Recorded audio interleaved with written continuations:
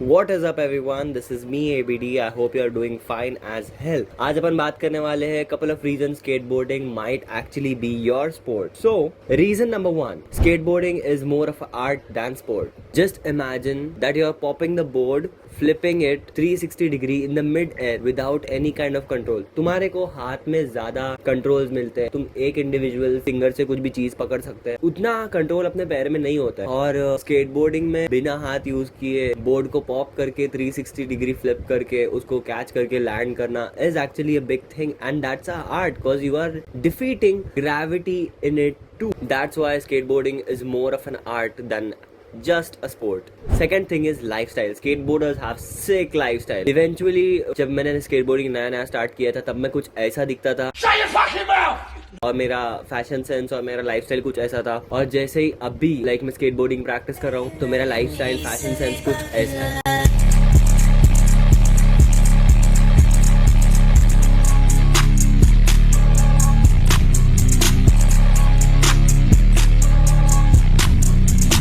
Eventually काफी कुछ change हो जाता है. ऐसा नहीं होता कि तुमको फोर्सफुली ये सब करना पड़ता है. बस वो कम्युनिटी में रह के काफी कुछ डेफिनेटली चेंज हो जाता है और इनफैक्ट वो बेटर हो जाता है और बहुत ज्यादा कूल हो जाता है, चिल हो जाता है. Third thing, actually one of the biggest point that is skateboarding teaches you a lot of stuff like dedication और discipline जैसी काफी सारी चीजें सिखाती है skateboarding. क्योंकि जब तुम कोई नई ट्रिक सीख रहे और अगर स्पेशली अकेले सीख रहे तो तुम्हारे पास कोई गाइडेंस नहीं रहती है सिवाय बस एक होप के, और तुमको बस वो होप पे काम करना है और तुमको रोज शो अप करना है which teaches you discipline. और इवेंचुअली जब वो तुम ट्रिक लैंड कर देते हैं then it's like a big deal. skateboarding से ये सीखने मिलता है कि कुछ भी पॉसिबल है, बस तुम्हारे पास होप होनी चाहिए एंड एवरीथिंग इज पॉसिबल. और वो तुम्हारे ऊपर है कि तुम उस पर कितना मेहनत करते हो.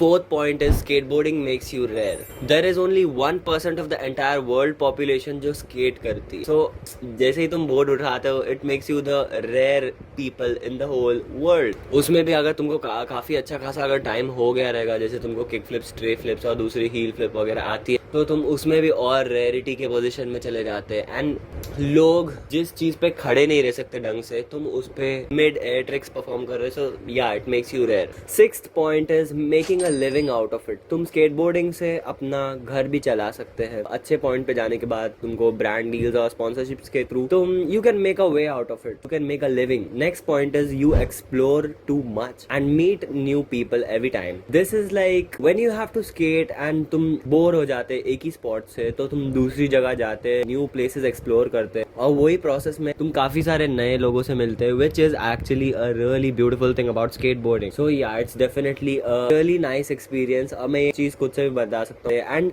skaters are like really nice and chill people. I swear. जब मैं कांदिवली गया था तो वही टाइम पे 3 स्केटर्स आए थे और बस हम लोग ऐसे मिल रहे थे जैसे हम लोग बहुत पहले से एक दूसरे को जानते हैं और हम लोग फिर बात कर रहे थे, स्केट कर रहे थे और जो भी एक दूसरे को हेल्प चाहिए थी वो कर रहे थे. Really nice of a community अगर मैं सच्ची में दिल से बोलूँ तो. Then comes the main thing that is coping mechanism. Skateboarding काफी सारे लोगों का एक कोपिंग मैकेनिज्म है क्योंकि तुम्हारे को अपना सारा फोकस अपने बोर्ड पे रखना होगा. सो इट्स लाइक इधर 100% और नथिंग. और अगर तुम्हारे पास थोड़ा भी कम फोकस है, ठीक है, you are having 99% focus on your board and then 1% you are somewhere else, तो तुम्हारी स्केटबोर्डिंग उतना क्लीन, नीट और सक्सेसफुल अटेम्प्ट्स नहीं होंगे. So you have to be like really mentally and physically present while you are on your board. So इससे होता क्या है, जो भी चीजों का तुम्हारे को प्रॉब्लम्स है या फिर तुम्हारे डिप्रेशन है या फिर कुछ भी है, ठीक है, तुम for some time without harming yourself, harming in the sense मैं नशे पानी की बात कर रहा हूँ, ठीक है, तुम वो चीजों को भूल जाते हैं. Eventually skateboarding heels you a lot. And personally मेरा भी एक्सपीरियंस काफी ज्यादा है ये सब चीजों से क्योंकि जब मैं ड्रॉप आउट हुआ था तो मैं भी बहुत शांत रहता था. मैं घर से बाहर नहीं निकला करता था और वो टाइम पे एक्चुअली मैंने स्केटबोर्डिंग न्यू स्टार्ट किया था. मेरे को ऑली वगैरह ही आता था सिर्फ. हाँ, मैंने नोटिस किया कि जब मेरे को पूरा ध्यान लगाना पड़ता है स्केटबोर्डिंग पे और वो सब चीजों में मेरी प्रॉब्लम्स भूल जाता था. तो या skateboarding is one big coping mechanism.